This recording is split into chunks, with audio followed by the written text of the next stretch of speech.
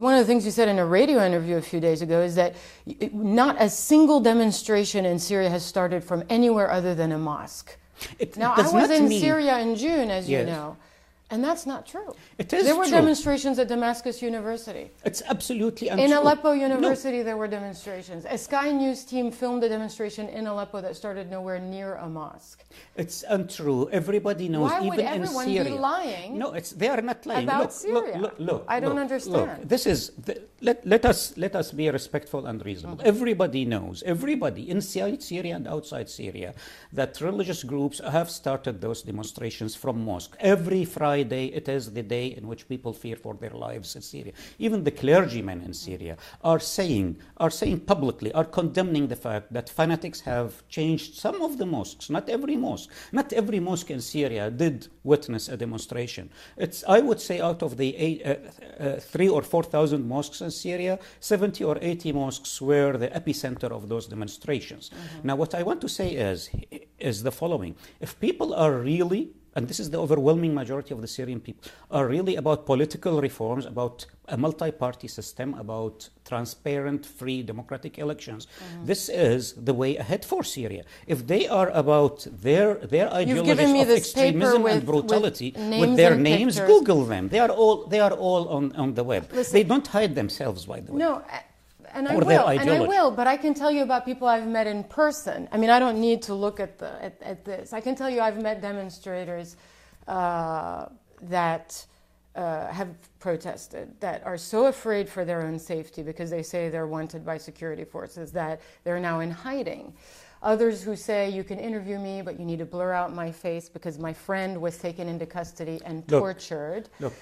So are you saying that these people are all fantasizing? No, what I am this? saying is the following. Mm-hmm. If you are in opposition in Syria and you are about political opposition, about opposing every policy of the Syrian government, mm-hmm. you are okay, you are welcome. The new laws in Syria would allow you to form your own political party. The new media law is the most liberal law today in the whole Arab world. Mm-hmm. This is I am not denying it. This is new. It was not the case before. But this is the new reality in Syria. We have announced town hall style meetings across Syria for a national dialogue mm-hmm. that is being attended by the opposition. And the sort of things they are saying is something that I have never ever heard before inside Syria. I'm telling you how the reality is changing and how the context is changing. We are having a new election law. And we are having a new part. The new party law has already been issued. Next February, we are having a multi-party, democratic, transparent election. Let the representatives of the Syrian people who will be elected, let them decide what they want for Syria, not those who hide their faces and tell you stories. They may hide their faces because, like Gayath Matar, you heard of his story, a young 26-year-old who was in hiding, who was eventually taken into custody, and then his body was then recovered by his family. Look, I told you this, and I am repeating it. For a week. Terrible atrocities, unknown in the history of Syria, a very civilized country, have been committed in the last 6 months. This is similar to what has happened in Iraq.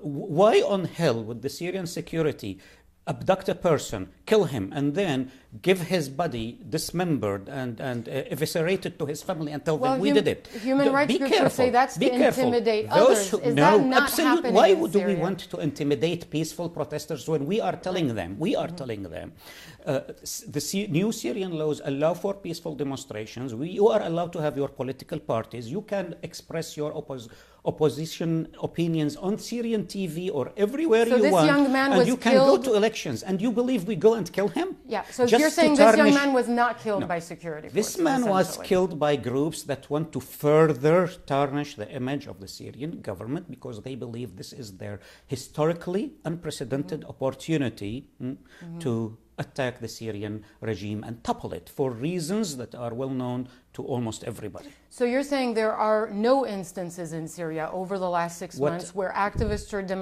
democracy protesters have been killed by security forces? What I am saying is Syria has appointed a judicial commission and they are publicized across Syria. Every single family, every single person that has a complaint or that has been mistreated or that has lost a dear one should go there, and there is a commitment from President Assad that these incidents will be fully investigated. However, the question to you is, So you're who saying who will yes or hold no to that accountable those question? criminals who are committing atrocities across Syria, including killing children and women? But are you saying yes or no to the question, have security forces killed demonstrators and activists What in I the am saying, streets what I am in the saying last is very 6 months? clear. The government of Syria does not approve of this, and everyone who has wrongfully committed a crime will be held accountable.